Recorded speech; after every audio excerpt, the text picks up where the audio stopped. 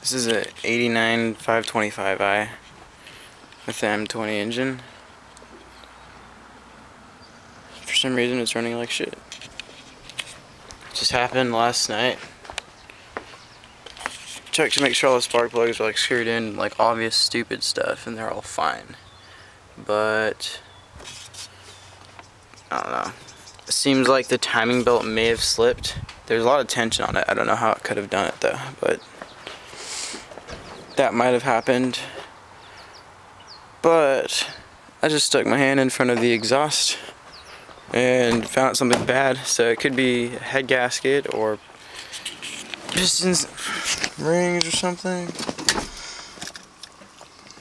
Alright. Listen to how crappy this runs.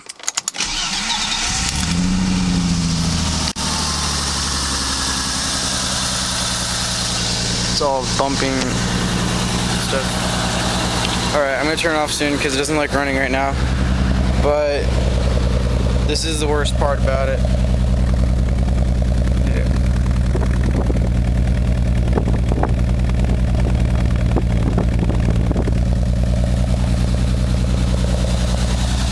What the hell?